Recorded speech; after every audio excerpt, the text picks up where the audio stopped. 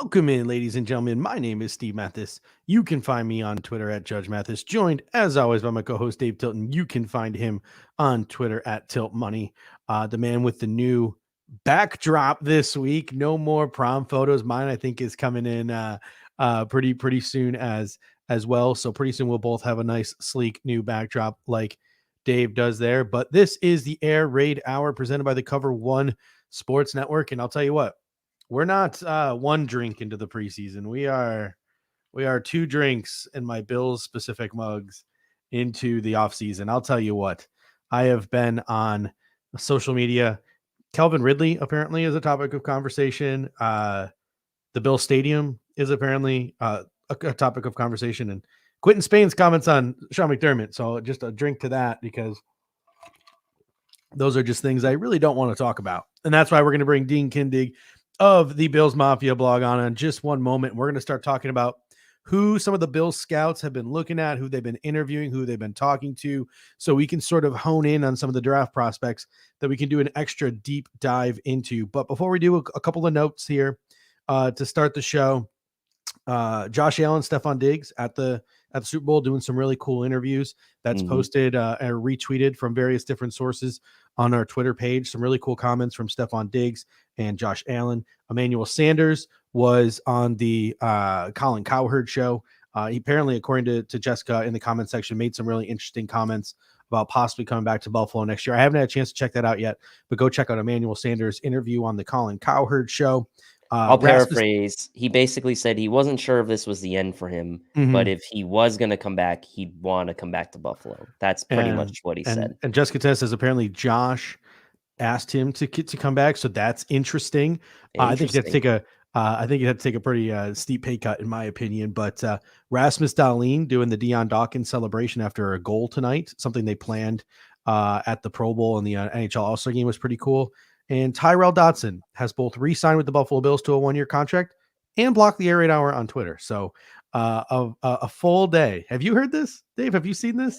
I have seen it. I'm sorry. I'm just embarrassing us. Apparently, I mean, there are a lot. I've embarrassed the brand. Look, I mean, you haven't made it till you've been blocked by a player, right? So I didn't even do anything. I didn't even do anything. No, you really didn't. I will defend you in this. Like, you really didn't do much. It was more of just like oh, I guess, not sure about his future type thing. What I found more interesting was the guy who responded to you about how you weren't sort of digging the stories that were being put out by some of the media outlets, and he was like, "Oh, sure, let's talk about the same, 5 draft prospects until April." It's like, okay, bro. Like, just come down. That's what we do here. That's what we do here. So, speaking of draft prospects, we're going to bring him on now. We're going to talk about more than 5 prospects tonight. We're going to talk about more than 5. We got Dean Kindig of the Bills Mafia blog. How you doing tonight, Dean? Pretty good. We're now Buffalo fan base, FAM base, because of course the Buffalo Bills own the title Bills Mafia. We have some experience with, yes, we do. With that. We've received a cease and desist from the Buffalo Bills before as well. So I don't know if you guys ever got to the C&D phase, but trust me, it is real pleasant. Yeah. For those of you who remember us from the early days, we were the Bills guys originally. Guess what? They can't steal our Twitter handle. No, they cannot. But we got the old. You got to change your. Change the show name. But so, Dean, we're gonna bring you on. Obviously, Buffalo fan base. My apologies for that. Talk to the people real quick. Introduce yourself to anyone who might not know you in the comment section, but I'm sure most do. Talk about sort of the work you've been doing for the Buffalo fan base and where people can find you on the various different social medias. Right. Well, we are the original Buffalo Bills fan page on Facebook. And we are the BuffaloFanBase.com is where I'm writing most of my articles these days. So those are 2 places.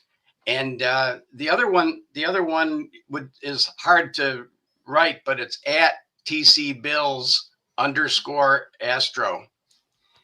And I've always wanted to ask you, where's the Astro from? Because I know you take the Astro notes at training camp. We haven't gotten those in 2 years. That's right. Well, if you ever get back to St. John Fisher, you will. But the Astrobot Academy was a series of educational software that me and a buddy were doing, and I just took it from that. Astrobot. I just shortened it to Astro so that it reminds some of the old folks of the Jetsons, which was a cartoon, cartoon show. But I'm just a nerd about spreadsheets. I get it from my grandfather. He used to chart the Baltimore Orioles games, and he used to chart the Rochester Red Wings games. And I got a chance to actually go and watch him do that. And from there, I was hooked. When Google Sheets came out, I said, well, I think I can make this a hobby. And so at the beginning, it was like, where were they people going to scout from the Bills? Are they going to just big schools or small schools? Are they settling for just ACC? I think 38% of our roster is ACC, at least since 2017. SEC and AAC make up half of our roster, those three conferences. And I think you're going to see some Big Ten this year too. Yeah, that's super interesting. And we're going to get with you in a moment talking about the schools the Bills seem to be the most infatuated with. There's one big one from the Big Ten that I got my eyes on, and then we have to have a conversation about the receiver from that school because I think me and you have some differing opinions on this receiver. But before we do, we're going to get into your spreadsheets tonight. We're going to be going through your spreadsheets, and you give guys a grade for interviews. And I've always found that super interesting. And we started to talk about it a little bit last year, but we never really fully got through it all. So explain to people when they do see your spreadsheet, when you give somebody an A or an A++ or an A+ interview, talk a little bit about what it is you look for in an interview and how you grade guys. Because I know you're not sitting down with them face to face. You're watching their interview with reporters on YouTube, et cetera. So talk about your process there a little bit. Right. Well, I'll watch 1, 2, or 3 interviews, and what I'm listening for are those McBean moments.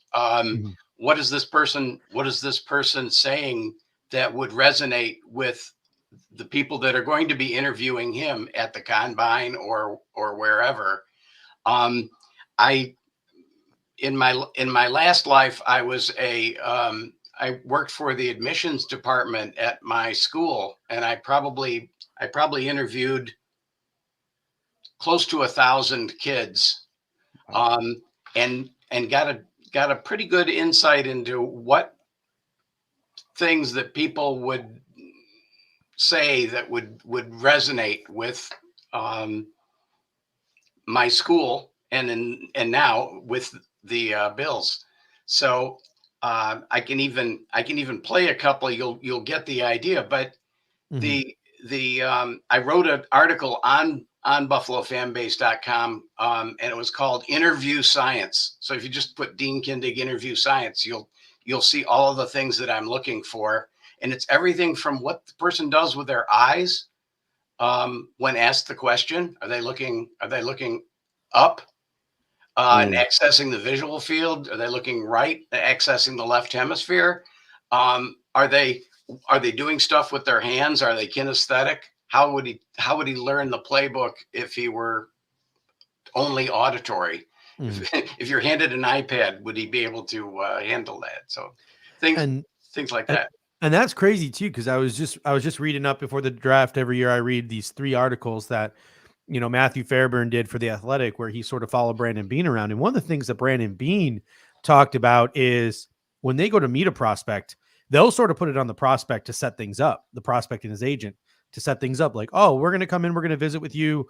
They want the player to set up where the workout's going to be, what time the workout's going to be at, the dinner the place they're going to eat at afterwards to have a conversation. They put that sort of onus on the players to go forth and do that. And Brandon Beane mentioned, when we get there, is the guy already stretched and warmed up and ready to go, or is he just getting there with us? When we go to meet them out for dinner, are they 5 minutes early waiting for us, or are we waiting on them? Those are things that Brandon Beane legitimately talked about with Matthew Fairburn utilizing as a means to judging the character of a player. Now, he says that that's not the end all be all. A player can show up at the same time as us or be 5 minutes late to a meal and still be, an uber prepared and really good football player and part of our culture. But it is something that plays a role, because if we, because these guys in the movie Draft Day probably takes it to like the nth degree, where they talk about like they hire that private investigator who tells all those crazy stories in that movie Draft Day. But the Buffalo Bills really do. Their scouts are out there interviewing, the towel boys for these football teams, and they're interviewing the coaches and the parents and the high school coaches, and they're trying to get a feel for these young men who are getting drafted. And when they hear negative things about people, like, oh, this guy's late to practice, or, oh, this guy does this, or this guy does this guy's got bad habits, but they're like, but man, he's such a good football player. But then he shows up 15 minutes late to lunch. Brandon Beane says that sort of registers like, oh, maybe he is that type of person. So it's super interesting that you sort of bring the psychological into it, because it appears like that's something that Brandon Beane is interested in as well. But let's pivot now to what I think people are super glued into, and that is where the Buffalo Bills have been utilizing their resources the most this offseason. So, Dean, if you had to pick like 4 or 5 schools that you think the Buffalo Bills have been the most heavily invested in terms of scouting, resources, traveling, etc., what are some of the schools for which the prospects we should keep the closest eye out for? Well, full disclosure, we're gonna show it to you here. I'm gonna click on this. We'll take a look at some of them. Let me go first to visits. All right. Okay. Some of these schools are going to surprise people that there were no visits that I could come up with. Mm-hmm. And as you can see, Baylor down here at the bottom, and blue are Big Ten schools. Yeah. These are AAC schools. These are SEC schools. Mm-hmm. And the I put the ACC up top just for ease of viewing there. Yeah.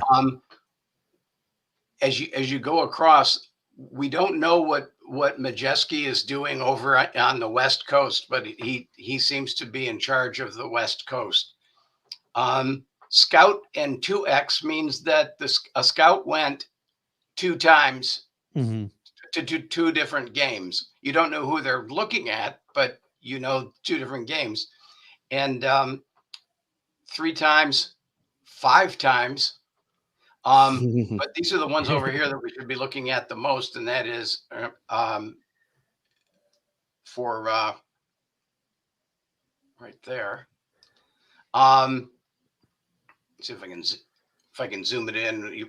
You'd probably wouldn't go blind today. So for the Brandon Beane, the 4-time visits, he's got Florida as a 4-time visit, and then it appears Virginia Tech and Ohio State are also very highly visited by Brandon Beane and the Buffalo Bills. Georgia, North Carolina high on that list, as well as Alabama too. So some big schools there. Florida sticks out to me the most. Ohio State, Virginia Tech.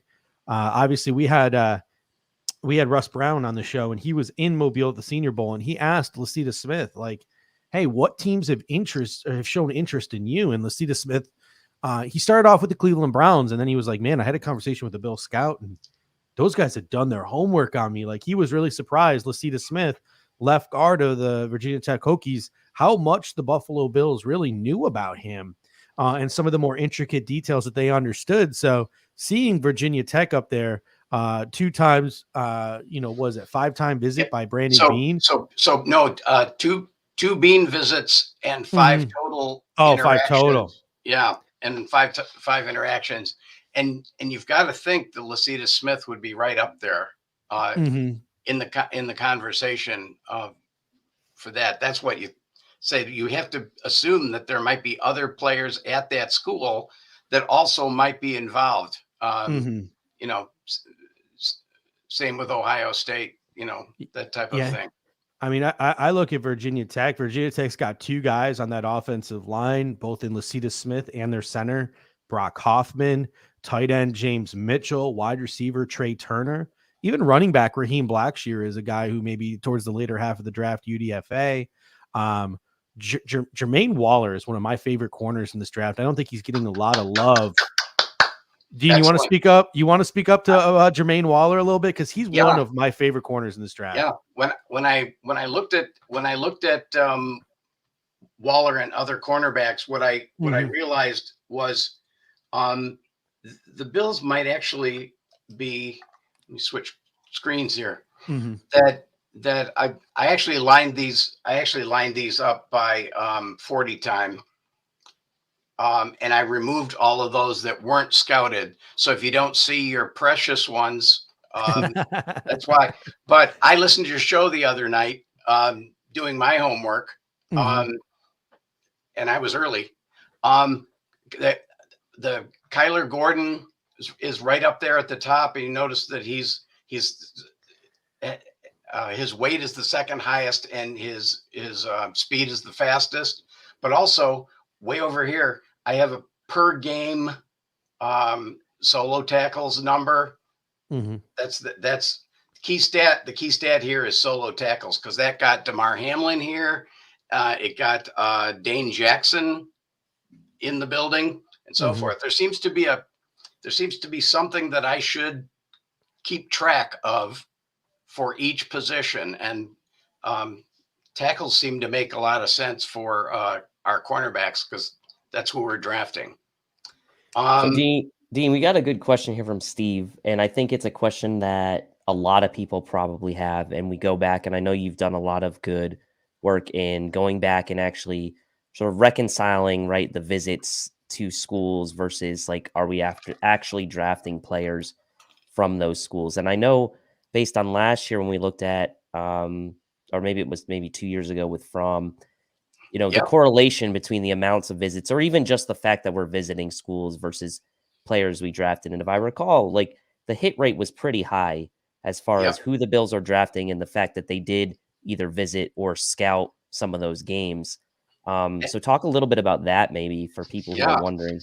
Yeah, if I think I hit on 4, but one of the things that I like doing after, let's say, March, is put together what's called my war chart, and that's what I would be doing this year. And I probably would look at all of the players that that scored really, really high in the interview and were seen by Bean. And if I do that, I'll show you what that might look like. These are players that were seen by Bean. This is the Bean scene board. And the fuchsia colored ones are the highest ranking player at that school. So, why would you send Bean and Schoen to LSU if you weren't looking at Derek Stingley there in fuchsia, Damone Clark down there at number 77 on my board anyway. Ed Ingram. Ed Ingram should be on there somewhere too, right? And Ed Ingram's right here. Yep. At 88. So those are sort of lighter purple colors. If I liked the player quite a bit, I started putting them in green, and I realized they're hard to see. But there's Lewis Cine right there. Phil Mathis is there. John Mechie is going to drop a little because of injury, but he's a real good player, and he interviews really well. So trying to look at it this way, this is how I'm going to come up with the war chart for who might come. Last year we had Rousseau and Basham both scored over 1 pressure per game. That's the statistic that got Daryl Johnson here to begin with. I'm blanking on Epinesa was 0.8. But it does correlate when you start looking at edge. I'll throw up edge here just because we're bopping around. That these players over here, this is per game, and I'm gonna set this up so that you see all the players ranked per game. That's really interesting to me, though, that we're not even talking about correlation between necessarily like the visits or even the interview scores, but certain statistics or certain metrics around these guys at different positions can give us some insight into maybe like adding, like if two players were equal in interview scores and they're from the same school, or maybe they're not from the same school, but if they're two equal interview scores, same position, you might look at this metric around who had more, pressures or who had more solo tackles per game to maybe give you an inkling of who the Bills could lean towards based on what they've done in the past and how they've drafted in the past. It's quite interesting. It's to me it's really fascinating to try to find. It's almost like an archetype, but it's what do we want? We want pressures from our edges. We want to be able to pin them in and not leave the back door open. Yep. So here we're probably not going to get Kayvon Thibodeau, but also up there is Amari Barno. Oh, he comes from Amari Virginia Barno. Tech. That's one of those schools. Jermaine Johnson, 1.89. I believe his was the highest.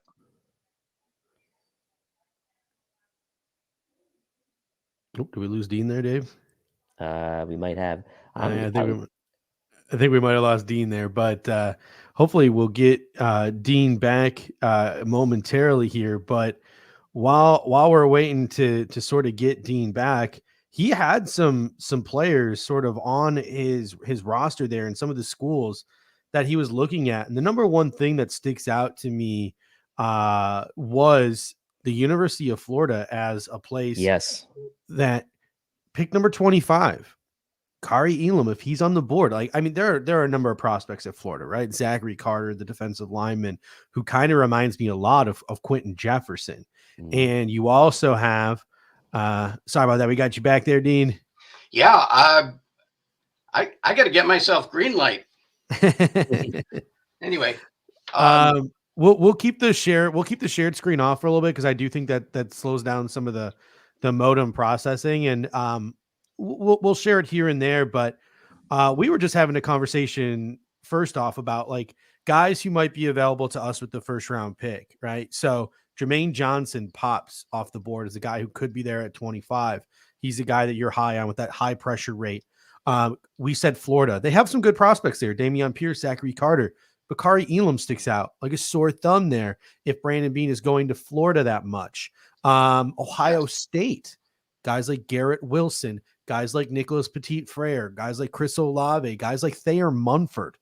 That's super interesting to me. LSU with the Ed Ingram connection. That's super interesting to me. Georgia, obviously, he's got Jordan Davis, and they have Devontae Wyatt. I even like a linebacker like Tyndall in the middle rounds. The Buffalo Bills are looking to hedge their bets with Tremaine Edmonds. They might look to a guy in the middle rounds like Channing Tyndall as a guy who can come in and sort of be a depth linebacker to start with possibility for more. We saw him in the Senior Bowl really pop, but just keeping it in sort of the first round, I thought that was super interesting. Who are some guys, Dean, that you think the Buffalo Bills, based on the combination of visits and other things, who would you be putting right around the Bills spot at 25 here? Yeah. The best way that I done this, I think, is when I look at my big board and I say, okay, we're drafting at 25. What player do I have at 25 right now that has been scouted possibly more than once, and has a A++ or a A+++ rating on him? Right there, plus or minus 3 are Jermaine Johnson, Jahan Dotson, Kyler Gordon, Chris Olave. Is that the one you want me to talk about? We'll get to Olave, don't you? Because I noticed you had you had Garrett Wilson in your fuchsia color, and then Chris Olave was a different color, which tells me Yes. maybe it's an interview or something that's ducking him down. So 2 Bean visits and five trips to Ohio State games. Mhm. I'm going to defer to the master when it comes to choosing players. I just felt that his affect was so flat that Mhm. I listened to another interview and I moved him up to A++, but he was my lowest interview in the first round. The other 2 down there, we're not taking Malik Willis probably, but Trent McDuffie and Trevor Penning were the next 2 Mhm. down below mine. Jessica Dennis talked a little bit about Northern Iowa. Did the Buffalo Bills send anyone to Northern Iowa to scout Penning? They I know did. Spencer Brown came from there as well, and they've obviously played together in the past. And Trevor's the highest on that team. So when they send a scout out there, it was probably to do some due diligence. But 6'7", 329. Bill's looking to create the biggest, tallest offensive line in the history of football. Right. I think if any quarterback could see over that line, it would probably be Josh Allen. We might need Mike Glennon as the backup, though. We just the biggest neck. Him and Mike White would be on. Don't disparage my NC State fellow NC State alumni, Mike Glennon there. Okay. Well, you know that if you're 6'7" and 329, the 329 is going to help you. Anchor as much as the 6'7". As long as you sit in your beach chair, your chair. You gotta get down. So. Someone said, do you like Penning as a guard? I don't like Penning as a guard. I've seen a couple of people comp him to like sort of an Andrew Whitworth type. To me, the dude's a tackle and he's going to get his shot to tackle. If there was any big dude that I would project as a guard, I think Daniel Falele is going to end up being a guard in the National Football League, despite his size. Because I think Daniel Falele is a guy who gets beat around the edge a lot. Trevor Penning is a guy who's shown at least a little bit of an ability early on to handle some of those bendy edge rushers where Daniel Falele has not. So I think if you're looking for that big old dude to kick inside from tackle the guard, it would probably be the 380-pound Falele more than a Trevor Penning there. But Dean, I've got a question for you because this is a hot name in the Bills community right now, and Ron's asking the question in the comment section about Zion Johnson from Boston College. Now, I saw on your first sheet you showed it looked like the Bills did go to BC at some point. I don't know how many times. Just a scout. Just a scout. For as many players we have on the team from the ACC, it looked like there were actually a good handful of schools from the ACC they did not go to this time around, but BC was one of them. So where did Zion Johnson kind of fall? Where is he falling for you right now as far as his interview grade and where he ends up on your big board right now? I have him at 33 with Nicholas Petit-Frere at 32 and your boy Roger McCreary at 31. All of those are obviously within range. And I'll tell you right now, Roger McCreary's interview was the best of the ones you were talking about last night or the night before. Was it the refried bean conversation that really got you with Roger McCreary? No. No, I actually found a good one. Ron Beck comes in here with a really interesting comment. He says they saw him at the Senior Bowl too. And that's something I want to talk to you a little bit about because you do a great job of like scouting where the Bill scouts go. And you do a great job like analyzing interviews and stuff, but it's sort of an art really of blending all of these different things together. Like you're one of the really predominant resources that I look at. But another thing too is like, hey, who are the scouts chatting up at the Senior Bowl? The Bills could fall in love with someone at the Senior Bowl that maybe they just didn't have as many eyes on during the college football season. So then they have to go back and look at the tape. We're probably going to get this year, which we haven't gotten in previous years, some pre-draft visits. Remember Devin Singletary, Dawson Knox, all came off that pre-draft visit list. And then one of the things I want to circle back to on your spreadsheet, no visits, Baylor University. Last year, Gregory Rousseau was taken.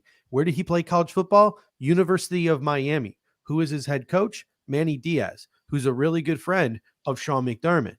You look at Baylor. Who is Baylor's head coach? Dave Aranda, very good friend of Sean McDermott. There are so many Baylor dudes, whether it's Jalen Petrie or it's Woods or it's Tejada, the corner, or it's even some of the guys who aren't draft eligible, and then Terrell Bernard, the linebacker, some of the running backs there at Baylor. I find it hard to believe the Buffalo Bills aren't interested in Baylor. I remember back to when the Buffalo Bills took Tre'Davious White. It was Dave Aranda, the defensive coordinator at LSU's stamp of approval that helped Sean McDermott pull the trigger on Trey White. So the Buffalo Bills could be playing some mind games here, not visiting Baylor. That could just be Sean McDermott's trust and faith in Dave Aranda to give him the knowledge that he needs. So blending these things together, I think, is super important. That's why I think you're one of the various different resources where it's that art. Like you always see those memes of guys with those numbers flashing around, right? It's trying to piece all these tea leaves together. So just because the Bills haven't scouted a team or looked at a team doesn't necessarily mean we should be like, well, the Buffalo Bills aren't going to draft them. I think it's definitely an art of blending it all together. We had a comment in here too, as we roll along here. Did the Bills scout Boise State at all? One of my favorite players in this draft is Khalil Shakir from wide receiver from Boise State. I would love to hear both your thoughts on Khalil Shakir, the player, and maybe how much interest the Bills have shown, at least on the surface level. Yeah. They did send a scout there. His interview was awesome. He's in that crowd of people that's going to probably beat the 4.4 criterion at the combine. And I was just so impressed at how not only his speed, but jukes and his ability to move. He's also going to be your kick returner for a long time, and his competitor level is just fierce. So, and believe me, my son lives in Boise, so I'm trying to stay impartial, but I would be jumping around if we got him in the late second, or traded back, traded down. So we got a couple of 2-3 seconds and thirds. We might be in good shape. That Jalen Petra of Baylor is probably my favorite safety, and he's one of my favorite players in this class. Yeah, you gave me a reason to go back and look at the Aranda McDermott Bean connection. That's a good one. And then we got Emmanuel Lewis coming in here, and this is great. Like if anyone in the comment section is interested in a player and wants to hear Dean's analysis on said player, throw the player in the chat and we'll talk about him. Emmanuel Lewis comes in and says, "What do you think about Jelani Woods out of Virginia mid-round? Joe Marino of the Draft Network, huge fan." Yeah. However, I did notice Virginia was on the no visit list, so that's an interesting one. Have you had a chance to look into Jelani Woods at all? Because he's a guy who blew up the Shrine Bowl. So this could be an instance where the Bills see him at the Shrine Bowl and they're like, well, we got to go back and we got to watch some of that tape. That's right. He's got ACC roots. Virginia didn't do terribly well in conference. They were 4-4. But the guy has size up the wazoo. He's like 6'6", 275.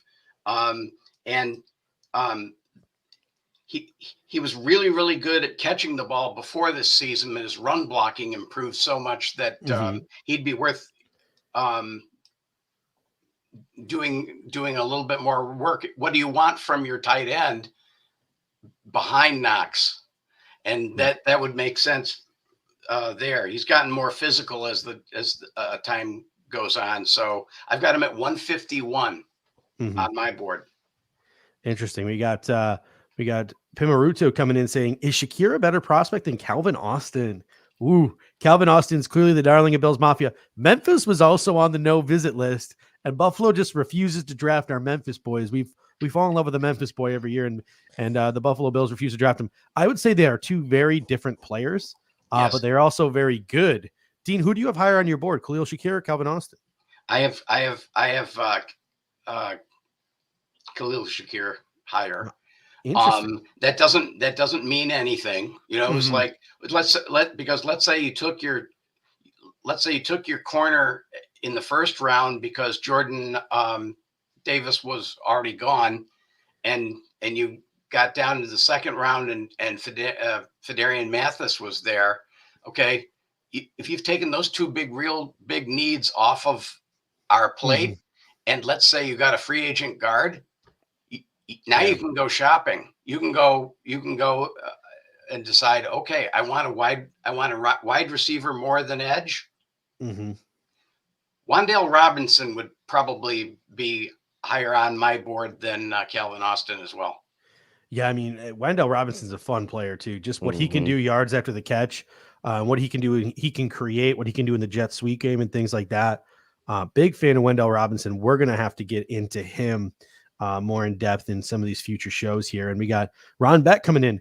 This is a guy where I'm not going to lie to you. Midway through college football season, I had never heard of him.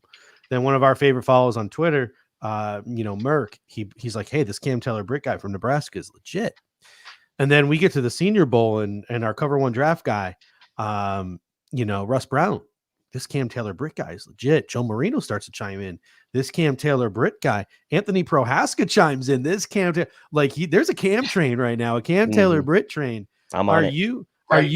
Are you on the Cam Taylor-Britt train from Nebraska? And what sort of interest have the Bills shown in him? The Bills did scout Nebraska, and they scouted him late, which makes me think that might be good actually. Mm-hmm. He had 28 tackles this season, made 2 interceptions, broke up 4 passes. But the thing that I was interested in was he was the team's leading punt returner, and I don't want Hyde returning any more punts. Yes. So that would be so. Yeah, he's third nationally in forced fumbles, mm-hmm. and it's been since like 1999 that a Husker had 4. So that's a good thing. I have him 214. I'm willing to listen, but it was a late visit from the Bills to Nebraska. And I'll tell you what, too, like Bills Mafia falls in love with their corners every year. We got Bryce Hall, broke our hearts 2 years ago. We had Darren Hall break our hearts last year. Is there even a Hall in this draft? I don't know. Yes, we had to replace a Hall with Cam Taylor-Britt here last year. Zachary Easterwood comes in. One of my favorite tight ends in this draft, too, like late in Nebraska, is Austin Allen. Big boy, 6'8". I'm a big fan of Austin Allen from Nebraska as well. He had a good week at the NFLPA Bowl. Truck Revere wants to know about punters. Have the Bills been checking in on any of the big time punters? Stroud from Penn State, Camarda from Georgia.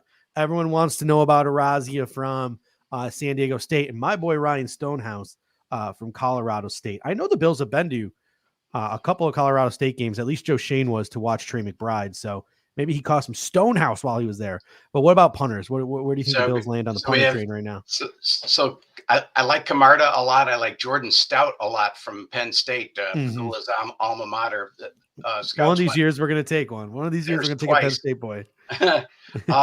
Scouts did go to Tulane, the 1-7 Tulane, and Ryan Wright is a really decent punter there.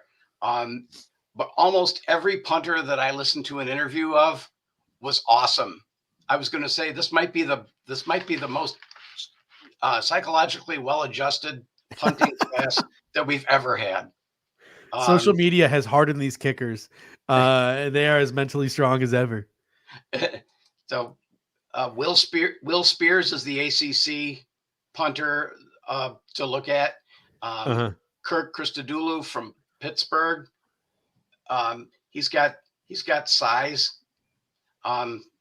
Will Spears has great size. He's 6'4", 230. So that might be a one of the ones. Jordan Stout is that 6'3", 225, and he can run. He's the fastest of the punters. So the next Brian Mormon. You want to do a little, catch the ball and run for a first down. That would be okay. I mean, everyone wants to know about the punt god, though. The punt god from San Diego State, Matt Arazia. Have the Buffalo Bills been out to watch Aztec Nation, whether it be Arazia or our boy Daniel Bellinger? They have not. What's interesting, I do think Reed Ferguson's job at long snapper is secure for another year. They just didn't measure up to the others. there is one guy that does punting and kicking, and I'm blanking on which one it is. Stout from Penn State has done it, and Arazia from San Diego State is the kicker. And that was my big thing with him, because people are like, oh, he's the punt god. He can punt it 80 yards consistently. And they like to talk about him and all that stuff, but we haven't seen him as a holder because he's also kicking for San Diego State. So that was my biggest beef with the punt god. But Emmanuel Lewis comes in, and he wants to know about Tariq Woolen from UTSA. He's a guy where me and Randy Hardman had a conversation before the season even started. And this dude's on Bruce Feldman's freak list, 6'4", 215 pounds, former track star, recently converted wide receiver to corner, super raw. Got the invite to the Senior Bowl, didn't embarrass himself, which says something for a guy who is so new to the position. A guy you could probably move around that secondary a little bit. It adds a little bit of versatility, some physicality with his size. Have the Bills been checking out any road runners? No road runners. My son almost ran over one, but I guess that doesn't count. Yeah, he has the size, and he's only average in the tackling department, which maybe that's what they saw at the Senior Bowl. But yeah, I have my doubts, but you know, I'm not going to like every player that everybody else is going to like. So. Yeah, for sure. You had Arizona State high on the list, and it seems like every year Arizona State seems to be high on the list, and the Bills never really pulled the trigger on the Sun Devil out here from Tempe, where I am. Well, I'm no longer in Tempe, but I like to think I'm still in Tempe. I'm more of a fan of the East Valley than the West Valley. Don't tell my wife that. But there's a couple of players at Arizona State this year that I think the Buffalo Bills could easily pull the trigger on. You have Donovan West, the interior offensive lineman. He played center at ASU. He's also got left guard, flex. He's a guy who can move all around the interior of that offensive line. He's a wrestler too. Former wrestler. Look at that. So something Sean McDermott might be keen on. They got a couple of other guys at some various different positions, but the two guys that stick out to me on the defensive side of the ball are Jack Jones, former USC corner, also a returner, a diminutive stature at about 5'10", 185 pounds. But I mean, when you watch that guy play football, he hangs with the best of them and he matches up on the best wide receivers, and he does a pretty solid job there, despite his diminutive stature there at ASU. And Chase Lucas, a highly touted recruit there, a bigger guy. I'm not as high on Chase Lucas as a starter in the National Football League, but I like him as a depth piece who can also return kicks and punts and play some special teams. What are your thoughts on some of those ASU guys? Who sticks out to you? They seem to like that. For people like that, they love games played as a function. Wrestlers nice too. So the two wrestlers are Donovan West and Kellen Deesh, the offensive tackle. I've got him at 134. Donovan West at 119. The scouts went 3 times to Arizona State. So I had West the highest, Rashad White second, Chase Lucas right behind him, and Kellen Deesh at 134. So those 4 I think are real possibilities. Yeah. Chase Lucas had 51 games in his career, and it seems like they've gone to Arizona State before. Yeah, and I'll tell you what, I don't know how much. And when did the scouts go to Arizona State too? Was it earlier or was it later as the season progressed? Do you have that information in front of you? If you go to BuffaloFanBase.com, yeah, and you go to Scouting the Scouts, yeah, I've told you that basically everything there is to know about every single visit that the scouts did. So I'll have to double check on that one, because Rashad White is interesting to me. I don't think he was a guy that was, because they use the Blesto scouting service and things like that. So early on, some guys might slip through the cracks, and Rashad White might have very well been one of them, because Trainum was the starting running back there to start the season. Trainum got hurt. Rashad White, the junior college transfer, he did get a ton of snaps, but he sort of came on and became the bell cow there. I get some Le'Veon Bell vibes from watching Rashad White. His ability out of the backfield, his ability in pass protection, just the fact that he's got those long legs. He's a very smooth runner. I don't necessarily think the Bills are going to look for that burner at running back. Everyone wants them to. I want them to. Yeah. I love Tyler Batty. I love some of these other quicker backs, but a guy like Rachaad White really fits the mold, I think, of possibly what the Buffalo Bills could be looking for, and someone who I think could play really well off of Devin Singletary, which I think is really important for the Bills as well. I love Rachaad White. There are a number of them. You know, he's not huge, but Mhm. he's fast, but his personality would fit in there, among the playmakers. He would come in seamlessly. Mhm. And his rush yards per attempt in 2020 was number 1 in the NCAA. So there's a that could be it. 5.8 yards per catch versus the AP top 25. So that's one that you look for. And I don't have the information yet on missed tackles forced, but I am looking for that. And I just got the information for carries per fumble. Yeah. So I don't have that baked in yet, but I will, Rachaad White is a guy that, to me, like, I keep coming back to and wanting to watch him, right? Because he, like you said, Steve, Bills fans want a burner, whether it's Batty, whether it's even a guy like James Cook, right? But White is just a smooth operator. He may have even helped himself out with his performance at the Senior Bowl. He led his team in carries and was like 5.7 per carry during the Senior Bowl. And he's just super smooth. He gets every yard that's blocked for him, he's going to get it. And while he's not going to be necessarily that home run guy, I like his style and I like his vision. And the vision to me is something that, after seeing Zach Moss the last year or so, that's kind of gone up on my list of, I'll say, important attributes that I'm looking for in a running back, because I don't necessarily need that guy who's going to maybe every once in a while pop a 75-yard run. I'd rather the guy that's going to always get me 5 or 6. So the vision to me has now become like more important, I guess, in my book than just the pure speed. That's just me, though. Let's see if I can get this up or not. Oh, sorry, we just got a couple of late comments in as you're trying to do that. We actually talked about Josh Thompson out of Texas a little bit in the last show. Russ Brown said he was getting torched all over Mobile, so his stock is really dropping. But Josh Williams out of Fayetteville State, have the Buffalo Bills been to Fayetteville State at all? Because I know Brandon Beane says he doesn't really get out to those small schools too much. They wait till after the fact.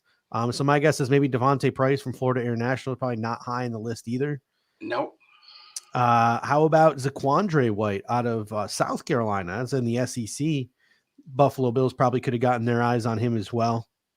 It's interesting. The Bills, after the season was over, doubled back on a couple of places. They doubled back to visits to Texas, Arizona State, South Carolina, and Oklahoma.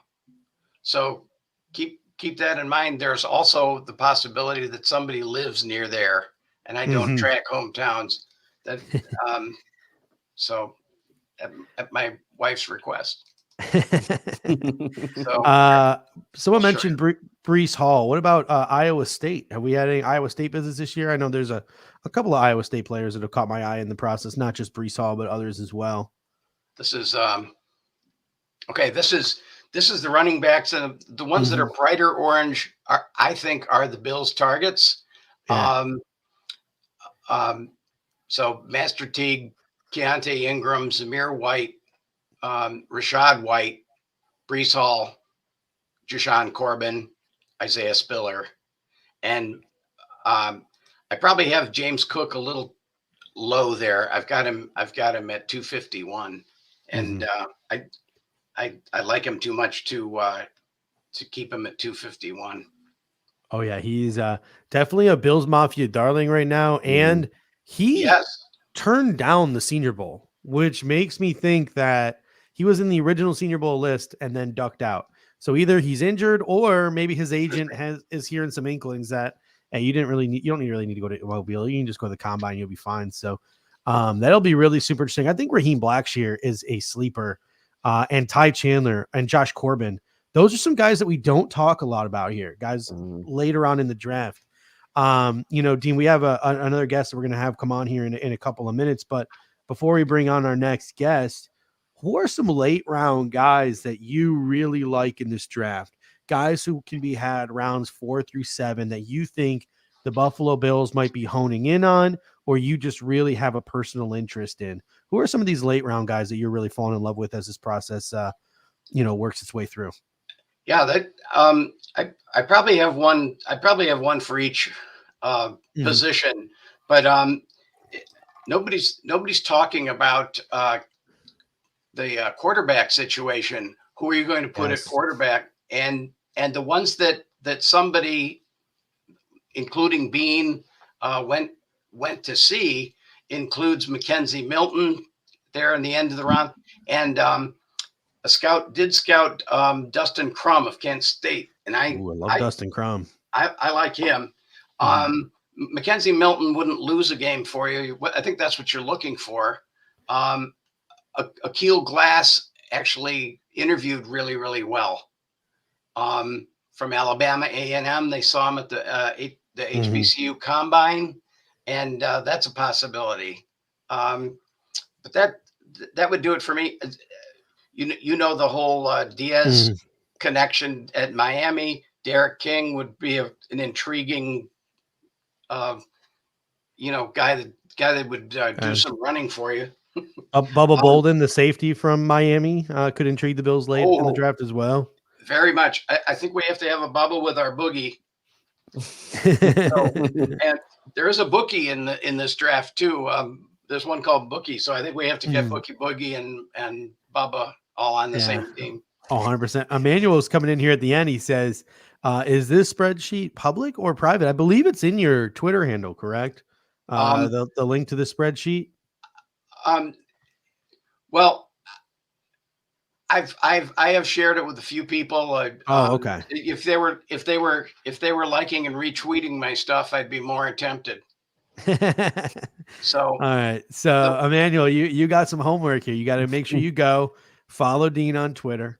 Start cozying up to him, and he'll share his spreadsheet with you. But if you do go to buffalofanbase.com, this is the article right here. This is the article, and I'll go pull this up and make sure after the show I put the link in the bio. Scouting the Scouts. Dean goes through and he walks through every single game the Buffalo Bills scouts have been at this year, and he talks about all the various different players that the Buffalo Bills or that played in the game that the scout was at. So, Dean, you want to share a little bit about your work here from the Buffalo fan base before we pivot to a little free agency talk? I would have them go to buffalofanbase.com and follow on TC Bills _Astro. Yeah. And we love to. Yeah.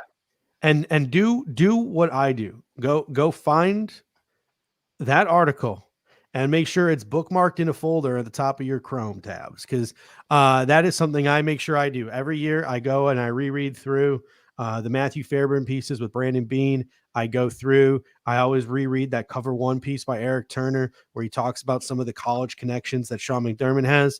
And I always make sure to read through Dean's work here, where he scouts the scouts. Those are 3 things in my pre-draft, Bible that I have that I always go back and look at as I'm preparing for draft content. So go give that thing a bookmark. Go make sure you give Dean a follow. And Dean, we're going to have you on closer to the draft, man, to talk some more players and stuff. We'll try the going to FanSpeak to run their simulator, because you can use the Buffalo fan base big board. Awesome. So yes, you can head over to FanSpeak. Is it fanspeak.com? Yep. Fanspeak.com. Everybody loves the TDN simulator. Everybody loves the PFN simulator. Everybody loves the PFF simulator, but you can also do the fanspeak.com simulator, and you can use the Buffalo fan base big board that Dean has created for you there, and you can run your mock draft simulations on that as well. So Dean, thank you so much. You want to run a quick mock for us here before you head out? Is that what we got going on here? You're just showing people. All right. It's the most recent one there. So, it gets updated just as often as the fan speak ones do, and I think we're getting it honed down to the right places. If you believe that the Bills are going to take personalities that fit the culture. All right. Thank you so much, Dean. We really appreciate it. And again, make sure you are following Dean on all of the social media. The original is the original. I'm not on Original Facebook. Original Buffalo Bills fan page. Original Buffalo Bills fan page. So I apologize for that. Facebook is not my thing. I'm only there so my family doesn't find me. So I'm just there so I don't get fined. But thank you so much, Dean. We really appreciate that. And like I said, thank you, Dean. We're gonna have to get you back on here before the draft. So, ladies and gentlemen, before we bring on our next guest here, real quick, real quick, tomorrow night, Friday night, here on the Cover One Sports Network, we're going to be doing a free agent palooza, or a salary cap spectacular, as Gregory Tomsett likes to call it. So tomorrow night, I, along with Gregory Tomsett and some other Buffalo Bills content creators from Cover One, are going to be on here, and we're going to be breaking down the contracts of pretty much every player on the Buffalo Bills 53-man roster, from UFAs to guys who we think need extensions, to guys who we think could use restructures, to guys who we think the Buffalo Bills should release for cap relief. So a lot of people have been on social media and they're like, man, the Buffalo Bills are tied up against the cap. We're not gonna be able to afford anyone. The Buffalo Bills aren't going to sign any free agents. Like, we're this, and this. Tomorrow night, we're all doing our homework. I'm still halfway through my homework assignment from Greg, and Greg is a cap wizard. We're going to be on doing a salary cap spectacular. It's going to be a multi-week thing. This week, we're starting with the contracts. Once we figure out the money situation, then we're actually going to start previewing actual free agents, who we can afford, who we can realistically get. Greg's going to work his magic and sort of project some contracts for certain players. So Cover One's going to have you covered on the free agent front. And I know we've been talking a lot of draft here lately, so that's why I wanted to bring on a guest here to end this show. And I wanted to sort of preview free agency a little bit. And we're going to do a little free agency snake draft in a moment. But before we do, I want to bring on our special guest for this evening. It is Peter DiBiasi of the Talking Sports podcast. How you doing this evening, Peter? Thank you for your patience. I know we're about 10 minutes behind here. Hey, no worries. I really appreciate you guys having me on. Talk to the people before we get started and we start talking some free agents here. Talk to the people about the work you do over on your YouTube page, the Talking Sports podcast. Yeah, Talking Sports podcast. You can find us on YouTube. You can also find us on Apple Podcasts, basically wherever you get your podcast, Apple Podcasts, YouTube. And we're basically a podcast, like it kind of says in the top, that covers most of the general sports. We stick with the NFL, the NBA, a little MLB, a little college football, and a little college basketball. We just posted a video yesterday on YouTube previewing the Super Bowl. So me and my host kind of broke down the Super Bowl. We gave our predictions and all that stuff. We like to post a video maybe every 2 to 3 weeks, and we kind of just do whatever the topics that are popular in sports at that exact moment. And you guys got a nice little following over there on your YouTube page. I was over there watching through some videos and things like that. You guys got a nice little following over there, but I feel like you're itching to talk. I can tell just by it. The shirt you're wearing, the helmet you got in the background, Josh's Jacks on the dresser there, I think. It seems like you're maybe itching to talk some Buffalo Bills a little bit. So let's get into it. And sort of what we're going to do this evening is Peter, Dave, and myself, we're going to do a little snake draft. And like I said, tomorrow, Jason Taylor comes in and says, we're going to have more cap space than we think. Tomorrow on the salary cap spectacular, we're going to break all the specifics. So we sort of just want to dip our toes into the water for agency, because me and Dave sort of just went right headfirst into the draft, talking Senior Bowl and things like that. So what we're going to do is we're going to do a little snake draft here. And the basis of the snake draft is this. We're going to go around one time, and each of us are going to pick an offensive free agent that we think fits the Buffalo Bills. This can be any free agent. It can be, it could be a big fish. It can be a mid-tier free agent. It could be a bargain bin guy. It doesn't really matter, because right now we're sort of just dipping our toes into the water and exploring some people that we think are available in free agency. As we are doing that, if you have also been doing your homework and know some guys who are free agents, throw them in the comment section and we will have a conversation about them as well. In the second round of the snake draft, we're going to pivot to defense. And we're each going to pick one player we think the Buffalo Bills fit on defense. And then we're going to have a third round where we can pick an offensive or a defensive player. So by the end of this, we'll have each picked 3 players that we think could possibly fit the Buffalo Bills in free agency. Peter, since you are the special guest here tonight, who is your pick for offense for the Buffalo Bills? Who's one free agent you really think fits the mold for the Buffalo Bills heading into this offseason here? Look, I think you can go a couple of different options. You can go like a running back. You can go a speedster at the receiver. You can go an interior O-line. Those are definitely a couple of different options. I'm going to have a little more fun with the offense. I'm going to go Byron Pringle of the interesting Kansas City Chiefs. Look, obviously the Chiefs have been our nemesis the last couple of years, knocked us out of the playoffs the last 2 years. So why not take one of their options, one of Patrick Mahomes' favorite receivers? He's only 28. And I know you guys have talked about it. I've definitely read on your guys' Twitter page that you guys want to add speed to the receiving core. And I completely agree. You have Diggs and Davis, and they're both great, but they don't kind of have that top end speed, if that makes sense. They don't really have like that breakaway speed right away. And obviously Sanders is a free agent. He's getting up there. Cole Beasley's under contract still, but obviously if you watch Cole Beasley, he doesn't have, that's not his thing. His speed's not his thing.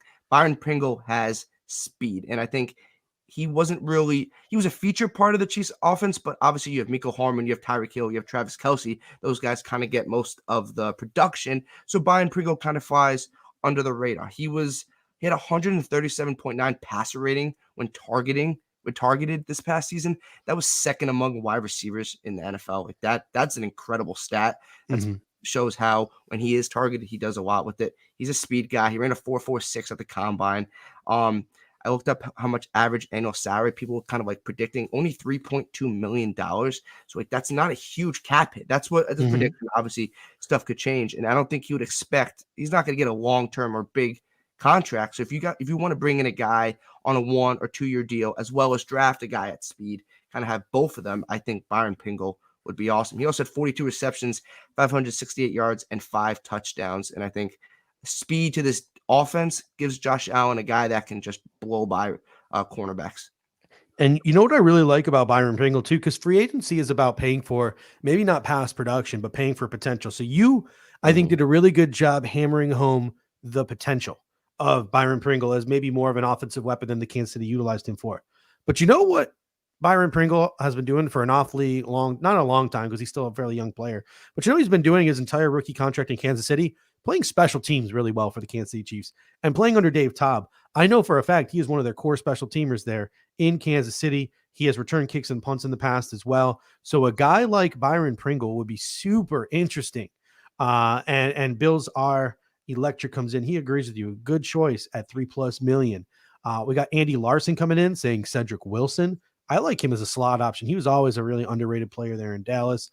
And DJ Chark is sort of I think DJ Chark's going to get paid based on his upside. Yeah. But that's an interesting one. Dave, who are you going with as your offensive free agent here? Where are you taking this? Yeah, I'll mix things up a bit here. I mean, there are a lot of good receivers, like mid-tier receivers. I think Pringle's a perfect fit as far as a blend of potential and value, I would say. So I think Peter nailed it on that one. I'm going to try to connect a few dots here and go with a guy that has some history now with one of our new coaches, and that's Aaron Cromer. Coach Gerald Everett with the Rams 2 years ago. Gerald Everett had, a pretty good season when he was splitting duty there with Tyler Higbee a couple years ago with the Rams. And he was really the main receiving option for them that year. Obviously, then he went to Seattle. Higbee becomes the main receiving option for the Rams. And Gerald Everett really doesn't do a ton in Seattle as far as production on the receiving side. A guy who can block in the run game, who can give you another dimension in the passing game as a second tight end. I would see him as an upgrade over any of the other types of tight ends we brought in the last couple years to kind of complement Dawson Knox, whether that was Tyler Kroft or Jacob Hollister, who didn't even end up making the team last year. But Gerald Everett is a guy to me that you could take a look at in free agency, who has the history with Cromer, can give you some in the passing game, can help you block, give you a little more flexibility with your formations. And his value is suppressed right now, I think. I mean, even at his age, I think he's coming off 2 kind of lackluster seasons in a row. What is his value going to be on the market, especially when you have other tight ends hitting the free agent market, like a Zach Ertz, like a CJ Uzama, like a Mo Alley Cox, who's kind of in that same mold, Max Williams coming off injury. So there's kind of a lot of younger type tight ends that are coming onto the market. Hayden Hurst was a guy I had considered too, but I went with Everett given the connection with Cromer.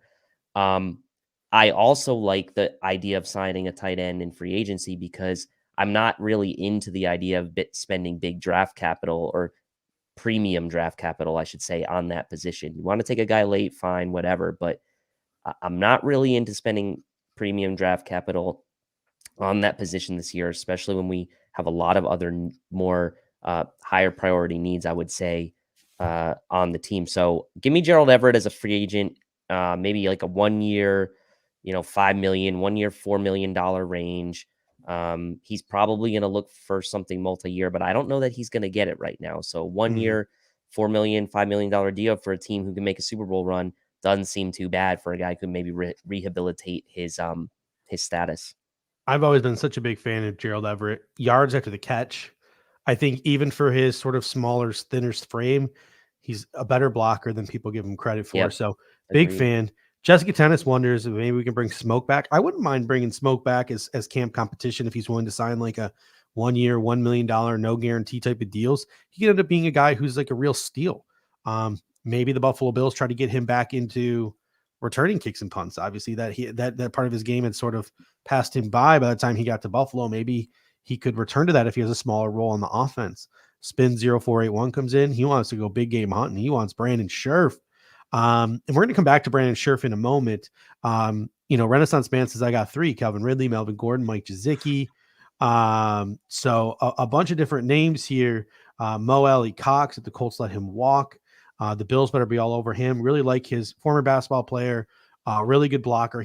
I think he could really help the Buffalo Bills running game as a number 2 tight end, and really be a good, weapon there. But I'll tell you what, I look at 2 things. Number 1, you mentioned the connection to Aaron Cromer. I really want to pick Austin Corbett. Right? You go and you cut Darrell Williams, that saves you $6 million. You cut John Feliciano, that saves you $4 million. And then you go and you pay Austin Corbett somewhere probably between $7 and $9 million per year. The question becomes, do you want to pay a guard that much money? I'd rather not. But I think if the Buffalo Bills were to go big game hunting for an interior offensive lineman, it wouldn't be Brandon Scherf.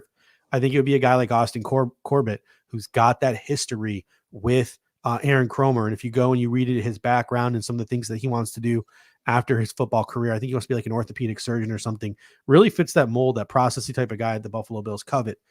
But I got to go with my guy that I've been going with since day one. I can't not. Yeah, I know. That's why I didn't go. Dave saved him for me. Dave was being nice. Yeah, I was. You cut this player, and you cut Cole Beasley.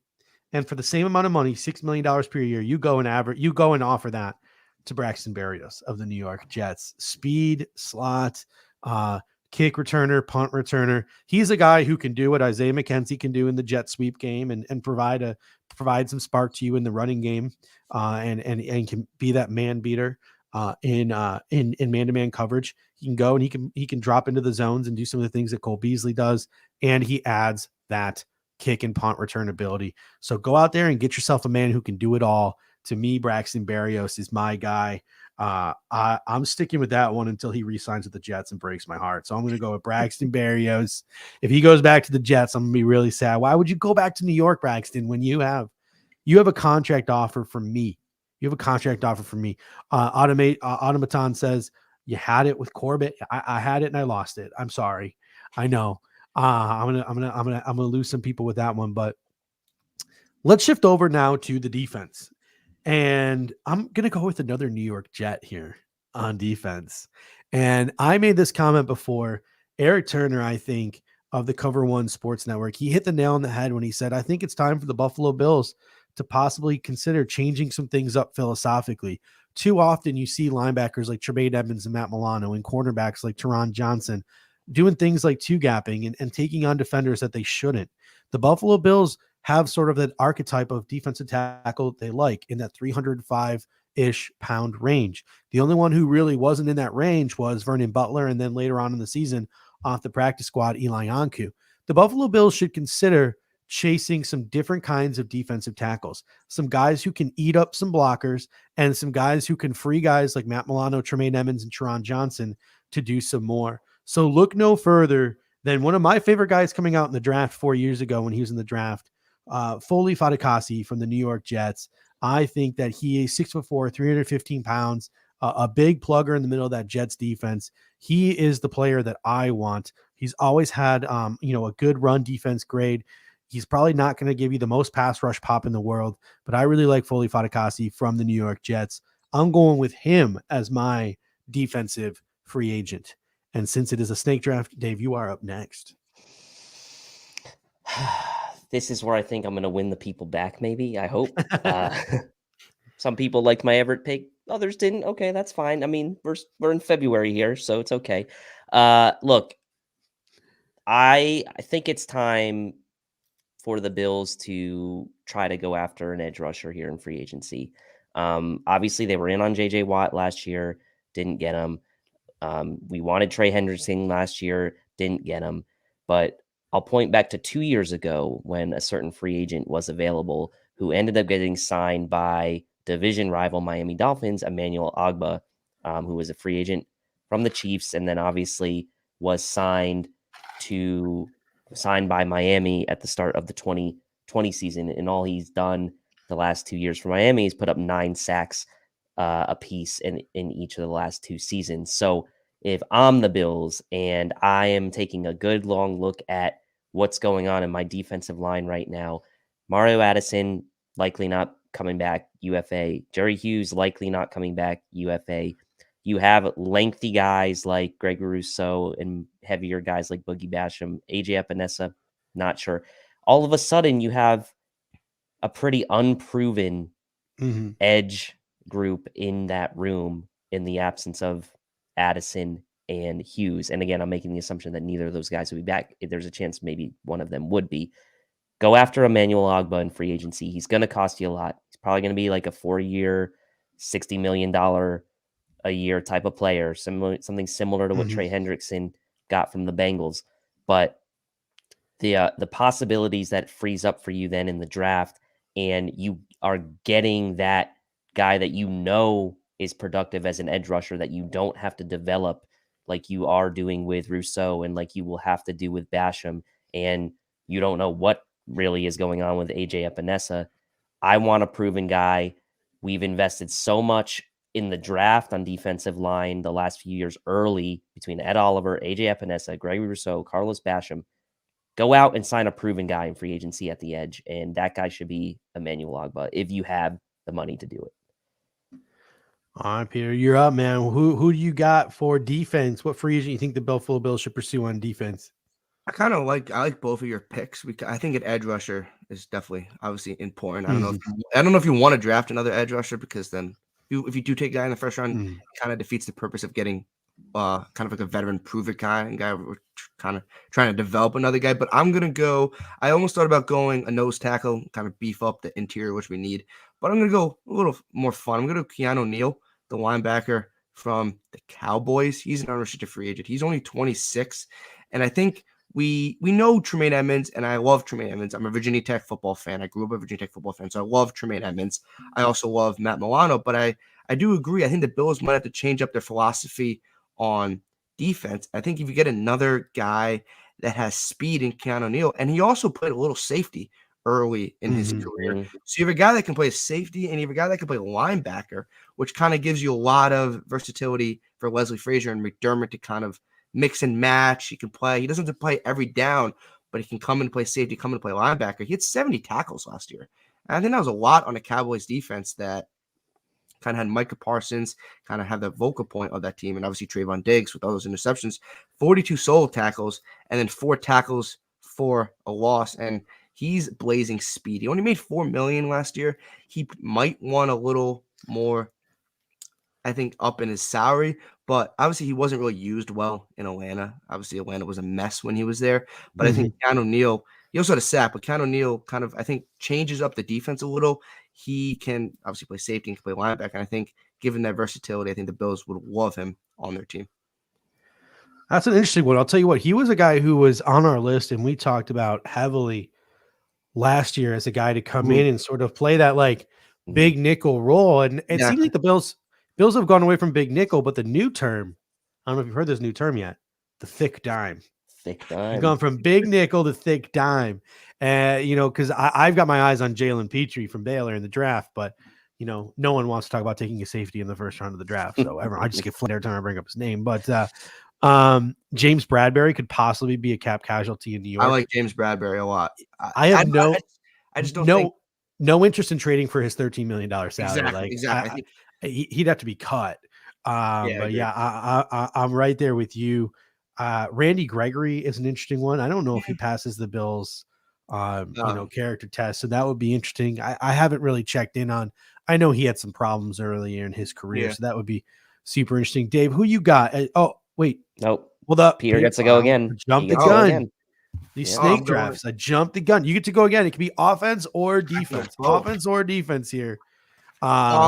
Is your wild card pick here? Do we still have the clip? Hold up. So you watch the show, so you know. We are on to the wild card round. You can pick an offensive or defensive player. Wild card, bitches! Yeah! I thought that clip was dead. It still says Sunday's pregame on the graphic. I didn't think we'd be able to use that clip again until the regular season. So let's go. Let's get it. The wild card round here. Offense or defense? What free agent you going with here? I'm going offense. I'm gonna go running back, and it's not. I'm gonna go a Tampa Bay running back, and it's not gonna be Leonard Fournette. I tweeted this, I don't know, maybe 2 months ago, maybe around end of the season, early playoff. I love Ronald Jones, and I think I'm not a believer. I think the Bills should not draft a running back early on in the draft. I think there's other needs in that sense, so I'm kind of avoiding that, like a corner, another speedster receiver, interior O-line, obviously edge, or a D tackle. So I think Ronald Jones, and I know people might be like, well, he was injured most of 2021. He didn't play a ton. He wasn't always healthy. That's a concern, obviously. But I think we saw Devin Singletary kind of prove towards the end of the year he can be that, I wouldn't say a 1 back, but like a 1A type of back. And we need to find that 1B back. I mean, I don't know if it's Zach Moss, and I loved Zach Moss out of college. I just don't know if he's going to be that guy. But in 2020, when Ronald Jones was healthy, and he played 14 games, so mostly healthy, and we're not going to ask Ronald Jones to be the number 1 back, and I don't think he can be the number 1 back, but he had a PFF grade of 86.5 and had 978 yards and averaged 5.1 yards per carry, which was 7th in the league in 2020. And his average annual salary value was at $2.7 million. So that's I think that's a bargain for Ronald Jones. And obviously, I think not being the number 1 back and not being asked to do a ton will actually help his health. And I think you have Singletary as the 1A, Ronald Jones as the 1B. And I think Ronald Jones has a lot of speed, and I'm kind of going with the speed. I think the Bills need to add speed to their team because we saw how the Chiefs have speed, and that kind of bodes well for them. But I don't know if the Bills want to add a running back in the draft. There's a couple of guys I like, Kenneth Walker, Breece Hall. I tweeted about James Cook. I think James Cook is like Ronald Jones. It could be really similar to James Cook. I would love James Cook in the 4th or 5th round. I don't think we can take him in the 4th or 5th round. That's the problem. But I think Ronald Jones kind of adds that 1B type of running back, and we don't have to spend big money, because if we want a Leonard Fournette, I feel like Leonard Fournette's going to want a little more money than Ronald Jones. He's going to get paid. He's going to get paid. And do we really want to pay Leonard Fournette, where we could pay a guard, we could pay a tackle? I don't know if you guys agree. Do you really want to pay Leonard Fournette a lot of money? I don't want to. I like some of the running backs in free agency. I don't want to pay any of them. What about you, Dave? I don't either. But there is one guy that is kind of under the radar, at least from my perspective, as being I'll call him, I think he's underrated. I really do think he's underrated. And I'm going to go to I'm going to take a similar approach that Peter did with Byron Pringle. And I'm going to poach someone from that Kansas City team, right? I want to get someone from that Kansas City team, from that Kansas City offense. And a guy who I think, and I know he's hurt, he's been hurt recently, to end the season. Obviously, the Chiefs are out of it, but a guy who I think is super underrated and is a really good player and is an all-around good running back is Darrell Williams. Like, I think he just, like, every time he's been asked to tote the rock, every time he's been asked to come in on passing downs, every time he's been asked to pass block or catch the ball, he's always done it. He is a very solid player, a very solid running back. He can do it all. He's got some size. He's got some wiggle to him too for a bigger guy. And if you're the Bills and you're trying to maybe poach somebody from that Kansas City team, a running back that's probably not going to cost you a ton of money, maybe like a $2.5 million, $3 million type of guy a year I'm talking about here, which isn't now it's not something to scoff at because we know the Bills have to make very tough decisions from a cap standpoint. But if they don't want to go back to the well and draft another kind of 3rd to 5th round type running back, I would consider looking at Darrell Williams as a free agent because one, I think he's underrated. I think he can catch the ball well, and I would love to get someone really maybe for pettiness just from that Kansas City team to come over and join the Bills for that run. And I think he would have a pretty good role with the Bills complementing Devin Singletary here. So I like Darrell Williams. I just like him as a player. I don't know if it makes sense for the Bills to do that, but I just like him as a player, and I think he's underrated. And a couple of things here. Elvis comes in and says Marlon Mack, 2 years removed from that injury, he's a guy who could come in and really pop for whatever team signs him. You like Darrell Williams. Do you like him enough to make him your wild card pick, or are you going in a different direction here?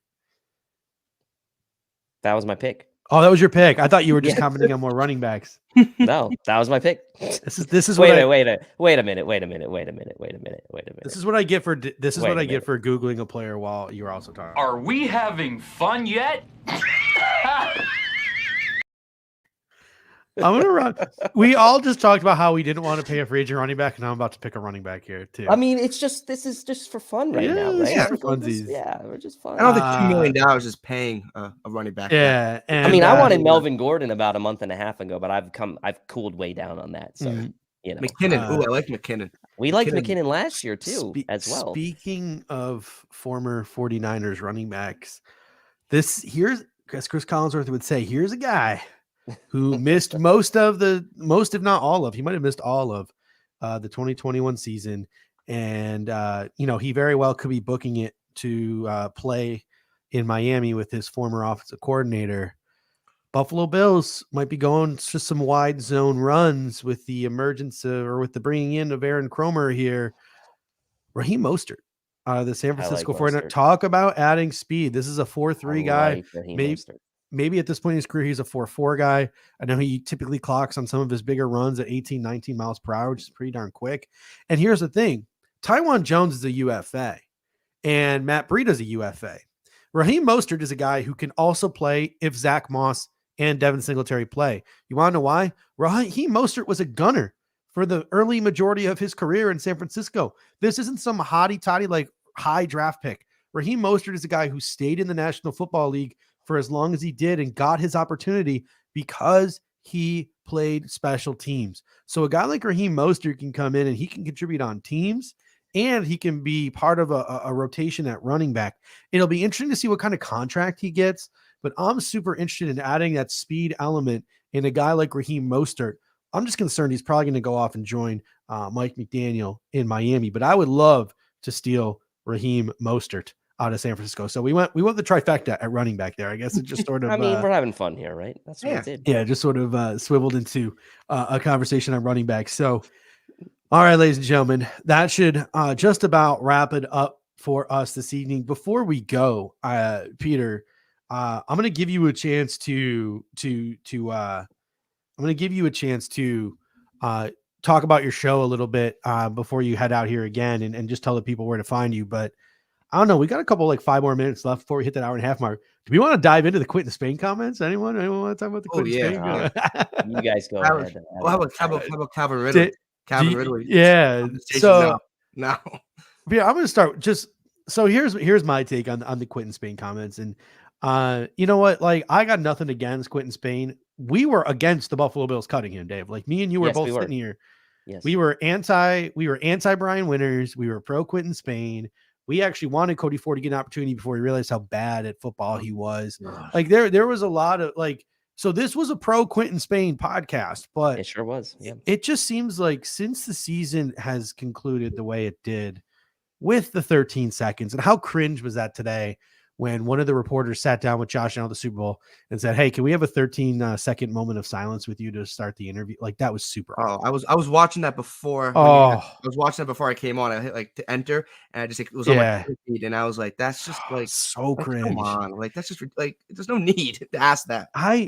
I just have this feeling that Josh Allen is just going to absolutely skull fuck the National Football League next year. Like that dude looks. Apologize for my language here, but like I just see the way that he reacts to some of these questions about the 13 seconds. I just see the way he has to sit there and grit his teeth and talk about Joe Burrow being in the Super Bowl. Like the comments he made about how badly he wants to win the Super Bowl for himself, for his teammates, for the city of Buffalo. I just feel like Josh Allen is going to absolutely just rip apart the National Football League next year. I'm going to make sure that I scurry down to Vegas before the start of next season, and I'm going to place a rather significant bet on Josh Allen winning MVP next year. I think next year is Josh Allen's year to win MVP. Obviously, we're going to have to see maybe some of the changes to personnel at wide receiver, et cetera, but I got to think that Josh Allen's got to be the early betting favorite for MVP. I know we just pivoted from a Quentin Spain conversation, but do you guys agree? Like Peter, do you agree? Yeah. Do you think Josh Allen's the early front runner for MVP this year? Yeah, unless you want to give it to Aaron Rodgers again for just a heck of it. Denver Bronco, Aaron Rodgers, and then loses in the playoffs. But no, I think Josh Allen. Obviously, I would prefer Super Bowl MVP if I was gonna choose an MVP to win. I'll take Super Bowl MVP. But like if Josh Allen is anywhere near what we saw against the Patriots and the Chiefs in the playoff game, and hopefully we don't have to ask him to do that, especially in the Chiefs game. Hopefully, like come fourth quarter, he doesn't have to just go crazy like Tampa in the second half. Like hopefully it's a little easier and we're a little more consistent. But no, I think Josh Allen. Obviously, it pains to see Joe Burrow in the Super Bowl because look, I think Joe Burrow's had a great playoff run, and obviously the Bengals deserve to be in the Super Bowl. They've won their games that they were in front of them, but obviously Josh Allen's the better quarterback in that matchup. And if they were head to head, but I think Josh Allen. Look, he second MVP last year. He's not going to probably get any votes this year. It's probably going to be Rodgers or Brady. It doesn't really matter to me. And I think it's happening right now. The show. I want to say. I don't know. Well, Rodgers gave it away earlier at the week. I saw that he was winning. He was going to win MVP. So no, but Josh Allen's going to have an incredible year, especially if you add. Some of the guys. Honors is on right now, isn't it? Yeah, I don't watch that. But like, if we add some of the speed, like we talked about, or like if we can get it more of a consistent running game, I think Josh Allen is going to have an electric. And maybe like he doesn't win MVP because maybe we win enough games where in the fourth quarter we don't really have to ask him to do that much, and he doesn't have to not stat pad, but his stats don't get inflated. And then when it comes to playoff time, then he can take home Super Bowl MVP, and then we can talk about that, and that'd be a little more fun talking about the Super Bowl MVP. But no, Josh Allen's he's on a trajectory to be a great quarterback, and he is a great quarterback already. Dave, what are your thoughts on Josh Allen as the early front runner for MVP next year? Right, like second last year in the voting, right? If I recall correctly, behind Rodgers, and probably I don't know where he's going to come out this year, but probably third, right? I would imagine he'd be ahead of Pat, but he'd be behind Rodgers and Brady. You're talking about a guy who's top 3, top 5 MVP vote getter for 2 years in a row, and this year we really saw the emergence of the Bills having not as much reliance purely on receivers as they have in the past with Dawson Knox emerging. So he's got his young core of weapons that will be intact again next year with Diggs, Davis, and Knox, and Singletary will still be here. Assuming guys like Rick Bates are back and are tendered, that offensive line in a what I'll call worst case scenario will be the same going into next year as it was to end the season, which was pretty solid. You got a new offensive line coach in Aaron Kromer who should keep that line steady, and the Bills once again find themselves in a situation coming into the season where they need to wipe a bad taste out of their mouth after a just brutal loss. If you think about the losses they've had in the playoffs the last 2 years, the AFC Championship game against the Chiefs was tough, but like you have said, Steve, that was kind of like a magical run, right? In a way, like it was like we kind of went further than we thought we were going to go, and the Chiefs were the better team, and we got blown out.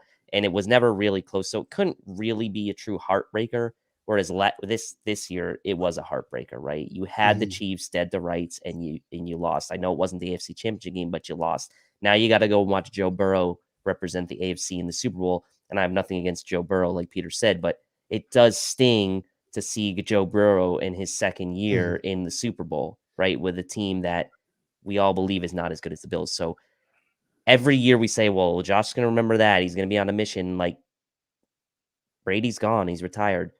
What's the future of Aaron Rodgers? He's going to still be with the Packers? Probably. Who else? I mean, Patrick Mahomes. Like, it's going to be Patrick Mahomes, Aaron Rodgers, and Josh Allen. Those are the three guys that are going to be the front runners for MVP. And the fact that you're saying Josh Allen every year is in that conversation as the early season front runner, I mean, how fortunate are we to have him, man? That's all I can say. Got a question here from Andy Larson. Any guesses on who's going to be our backup quarterback? I mean, I put out a tweet like last week. I was like, here's 15 guys. Someone's not going to get the deal they want and come to Buffalo for a Money Mitch deal. So like, take your pick. I mean, there are a ton of just mediocre yet serviceable quarterbacks that are going to be on the market this offseason. My early money predictions, again, you gotta connect those dots. Somebody says Carson Wentz in the chat here. I'm going with Teddy. I think I'm going with Teddy. I'm going with Teddy Two Gloves. I'm going with Teddy. I like Teddy. I think he might be expensive though. Honestly, someone's going to pay him a bit. I think. Here's where I lie with Teddy. I think he's shot. Like, I don't think people are gonna. I don't think anyone's ever gonna actively look to give him a starting job again, like the Denver Broncos did. So I think what's going to happen with Teddy is Teddy's going to knock at the offers he wants to be a starter, and he'll look around to a place where he can go to be a backup. And if you're Teddy Bridgewater, you have your former OC and Joe Brady here. There was those rumors or rumblings that Joe Brady and Teddy Bridgewater didn't like each other, but Teddy Bridgewater actually squashed that. He was like, "No, I had no problem with Joe Brady. Joe's the man." So I don't know how much I believe that.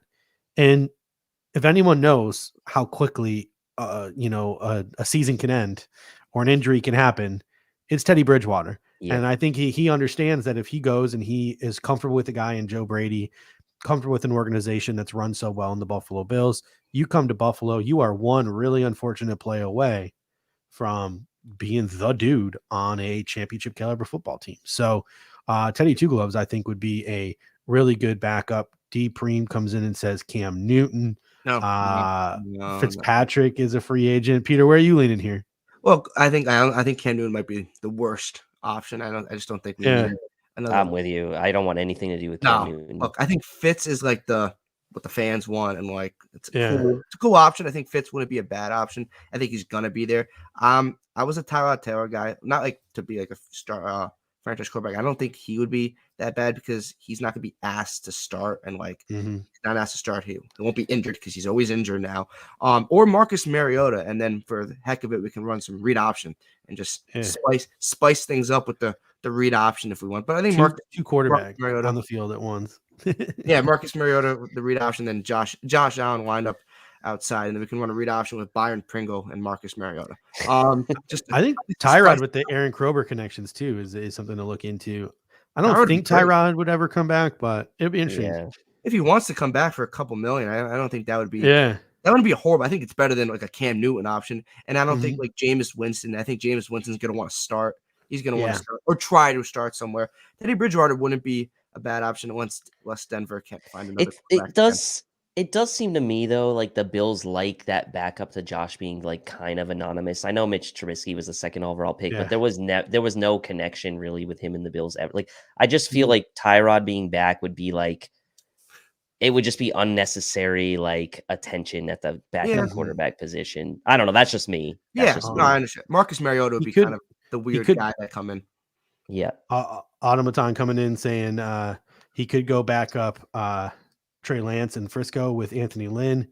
Jessica Tennis says in 2 years, Drew Lock. Andy Larson says in 2 years, Sam Darnold. I like Bills Are Electric coming in with Kyle Allen. That's a sleeper right there. Yeah, I don't mind that. Because he works out with Jordan Palmer and Josh Allen. Like he is a guy who has worked out, and he's got that Carolina connection. So Brandon Beane had him in Carolina. So you can connect some dots to Kyle Allen. I didn't actually remember seeing Kyle Allen on the free agent list. So if he is a free agent, I like Brandon Allen from Cincinnati as the backup too, but a ton of different names out there. It'll be really interesting to see how the Buffalo Bills pull the trigger. Either way, Chad Kelly is a quarterback. He's no longer an option though. He's a Toronto Argonaut. He signed today. with the Argos. I don't know if anyone saw that. No. I was waiting for Chad Kelly to sue the National Football League for discrimination.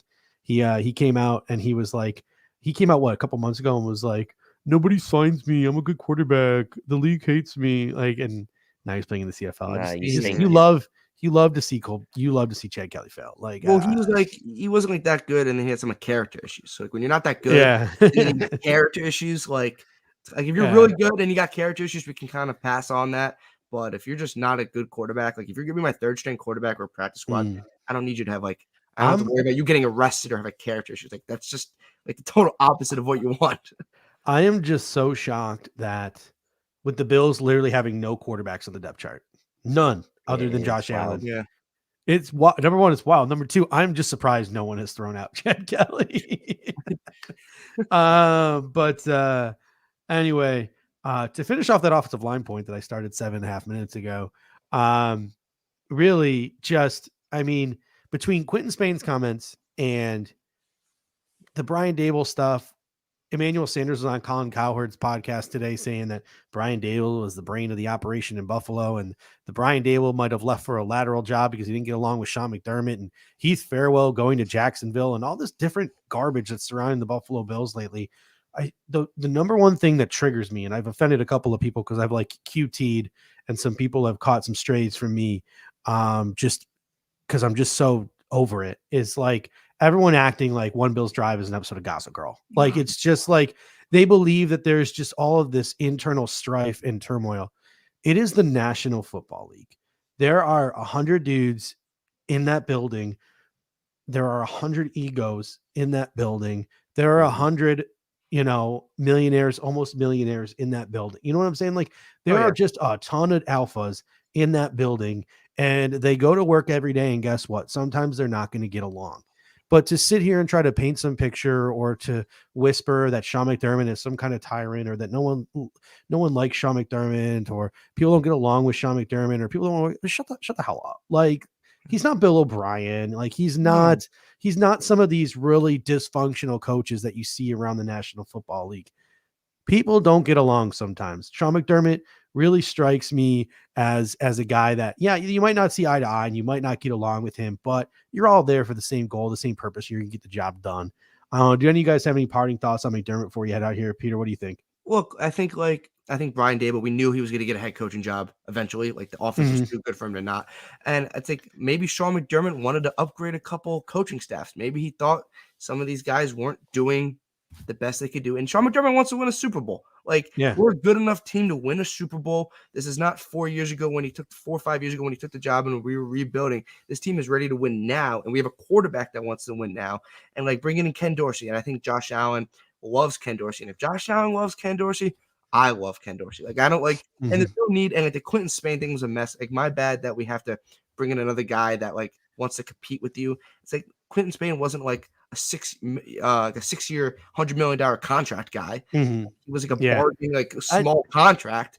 Should we have cut him? Probably not. But if he was mad that we brought in another guy to compete, it's the National Football League. People compete. I'm not even mad at Quentin Spain's comments after the fact, right? He's pretty much saying guys, Brian Winters fucking sucked, and they benched me for Brian Winters. They gave me my bag and then brought in a dude who is hot garbage and then benched me for that guy who was hot garbage when he was on the football field. I don't blame Quentin Spain for his comments. No. And I'm more than happy to sit here and be what the hell was Sean McDermott and Brandon Beane thinking? Yeah, I'm not about to sit here and say Sean McDermott's not a player's coach because he didn't get along with Quentin Spain. That's where I draw the line. That's where I that's where I just have a beef with it. I don't know, Dave. What do you think? Came out and said something. Yeah, a little scared. I mean, I think there is this perception. I think sometimes amongst Bills fans that not even just Sean McDermott, but Sean McDermott and Brandon Beane can do no wrong, right? Every move they make is gold, and everything they do is exactly right. But that's never gonna happen, right? You don't bat 1,000 every you just don't. In the NFL, where you have 53 guys on the active roster and you go through 7 rounds of draft and free agency and all these things with salary cap, you are going to make moves that in retrospect don't look good, but there was always a reason you made the move. And you can always look in hindsight and say okay, well, in hindsight, that move didn't look good. It's going to happen. It's going to happen. Oh yeah. Quentin Spain was a better player than Brian Winters. Okay, they made the wrong move there. Maybe they didn't like how Quentin Spain carried himself in the locker. Whatever it was, right? They had their reasons for doing it, and they did. And I mean, as far as that's concerned, I like I said, like you said, Steve, I don't blame Quentin Spain for the comments. The Bills, if there's one area you can look at and say they really haven't done a good job of managing the personnel, it's on the interior of the offensive line. A lot of missteps there. It's one area maybe that's their weakness, right? Is managing personnel on the interior of the offensive line. Who knows, right? But like, I'm not going to get mad if Bean's not batting 1,000, and I'm not going to get mad if Sean McDermott is trying to win a Super Bowl, like Peter and you said, and there's alphas in the room and some guys just don't jive anymore. Brian Dable was always going to leave. We got lucky to have him for another year, to be honest. Like, we all thought he was going to be gone after last year, and he wasn't. The fact that we retained both of our coordinators after we were in the AFC Championship game last year is ridiculous, right? So I'm not mad about that. Any workplace has this kind of situation, you, me, wherever. Like, you sometimes just with coworkers, you're like, one day you're like, hey, we didn't jive today, but the next day we're in a professional environment and we're going to get the job done when we have to get done. Now it's on a much bigger scale and a much more, magnified scale in the NFL where you're trying to win a Super Bowl. So I'm not reading into it. The people are trying to make something out of it. I'm just kind of ignoring it. And look, you don't do what the Bills did the last, 3 seasons, I'll say, without having like an element of respect for one another in the building. Like, it just wouldn't happen, right? So for those reasons, I'm not worried about it. All right, ladies and gentlemen, thank you so much for sticking with us. I was like, hey, we got an extra 5 minutes to hit the hour-and-a-half mark, and now we're at 1:41. So thank you so much for joining us. As always, if you're watching it live, before you head out, super appreciate you guys in the comment section. You make the show what it is. Drop us a like before you head out. And more importantly, like, share this with friends, man. Let them know what the Air Raid Hour is all about. If you enjoy it, maybe they'll enjoy it as well. Share it with a friend. Let them know. Every Monday and Thursday at 9 p.m. They can come find us here and they can join the Air Raid Hour party. If you're listening on demand, kudos to you for making it an hour and 42 minutes in. And as always, leave a comment.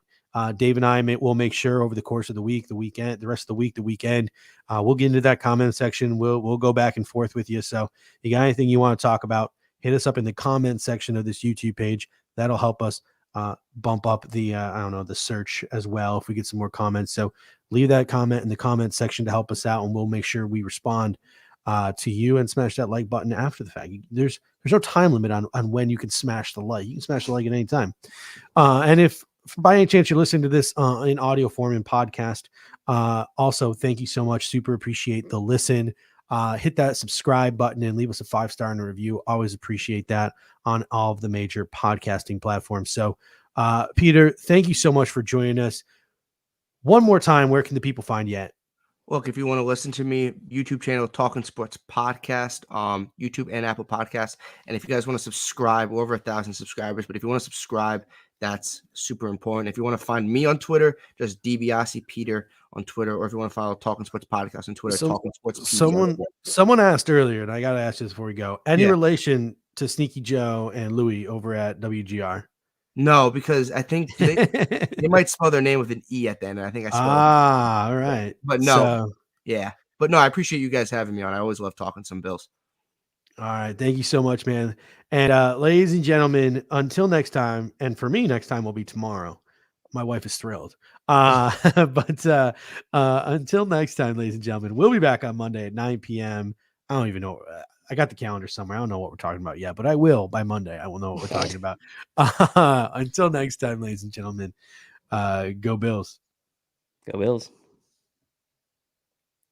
You know what? Give us a go Bills, Peter. Oh, go Bills. Go Bills. Go Bills.